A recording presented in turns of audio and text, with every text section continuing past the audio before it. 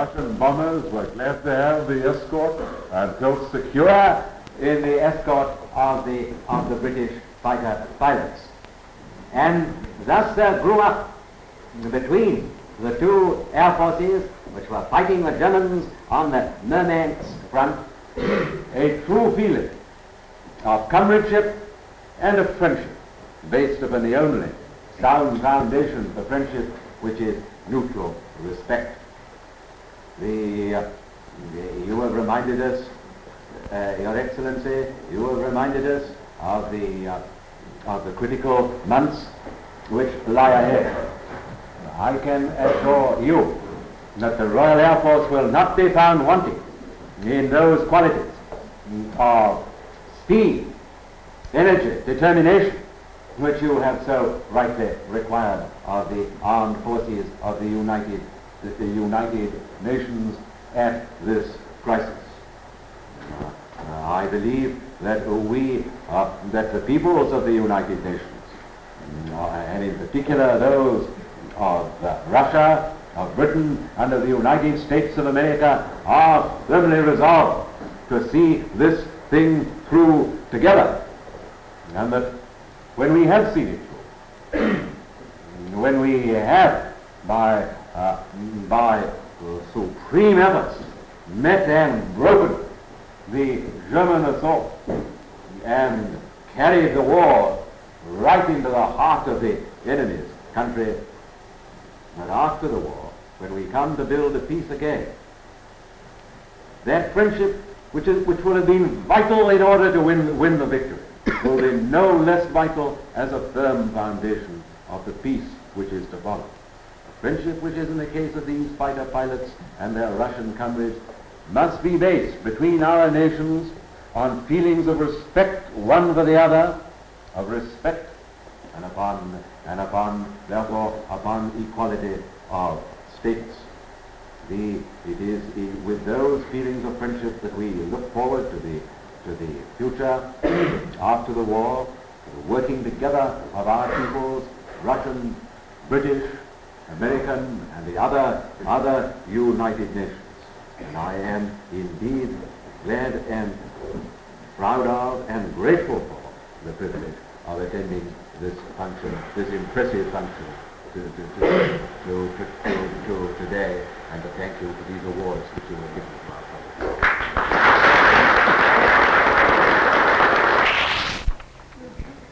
Now, ladies and gentlemen,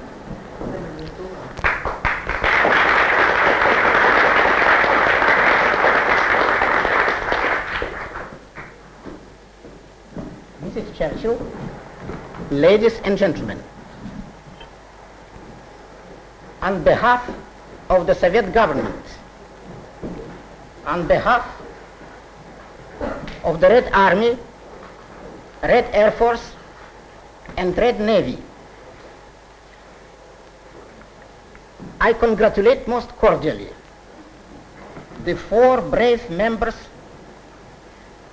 of the Royal Air Force, the highest mark of distinction in the USSR, the Order of Lenin.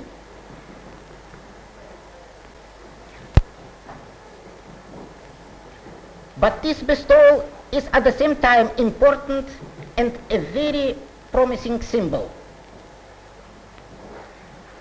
4 members of the Royal Air Force have earned my decorations in the Union of Soviet Socialist Republics. Of the Supreme Soviet of the USSR, M. Kalinin. Secretary to the Presidium of the Supreme Soviet of the USSR, A. Gorky, November 27, 1941.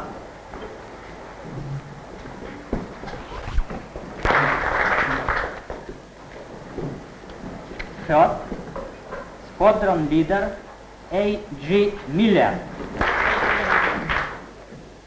Fourth, Pilot Officer C. Hall. Second, Squadron Leader A. H. Rook. Royal Air Force is the Order of Lenin. First, Wing Commander Ramsbottom Isherwood.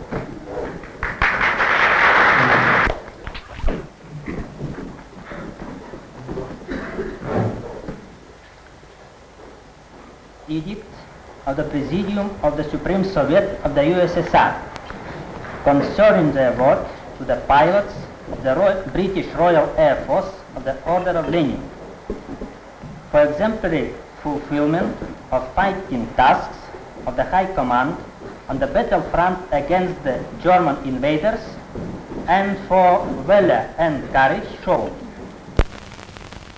To award the following pilots of the British and the occasion of awarding to them, they fought on our front, side by side with their Soviet colleagues. They were combating our common enemy. The Soviet and British airmen were together rising into the skies. Together they fought. Together they destroyed the enemy machines. They were comrades in arms, in the fullest and best sense of this word.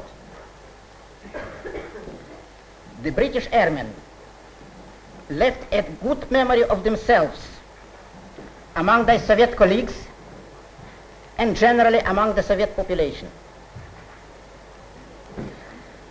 This comradeship in arms of the Soviet and British flyers is the standard of what should be the relations between our two countries in the grim days of the Second World War.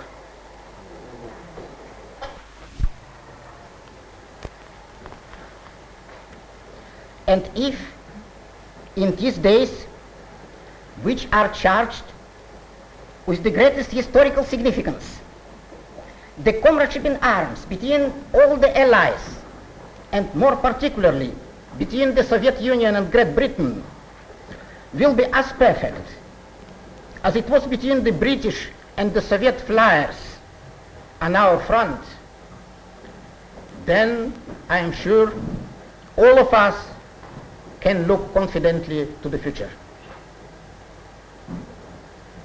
I strongly believe that the military collaboration between our two countries in 1942 will be like this. I believe there are examples in history which show that a smaller state with well-mobilized forces has won a victory over a greater state which has inadequately mobilized its forces. The necessary prerequisite for that is an offensive spirit that will penetrate the whole strategy of the war, including the political and economic war. No figure. The Allies will undoubtedly have more tanks and aircraft in 1943 than they have now. But if meanwhile the enemy overruns more new territories, where is the guarantee that the balance of power will in the end change to the advantage of the Allies? The conclusion to be drawn from all this is obvious. They must also make the supreme effort in the spring and summer of this year in order to beat the enemy. This is the best strategy. It is often said, the time is now ripe for peace. The decisive moment is the year of 1942, and I have not the slightest doubt that they do desire it. They have to throw into the battle everything they have got. How, when, and in what form this can be done is a matter for the Allied General Staffs. But the all-important thing is this. If, as I strongly hope, the Allies will take this road, then the backbone of Hitlerite Germany will be broken this year. There will then remain the task of finishing off the mad beast. Future generations will then be able to mark the year 1942 as the beginning of a new and better epoch in the history of humanity.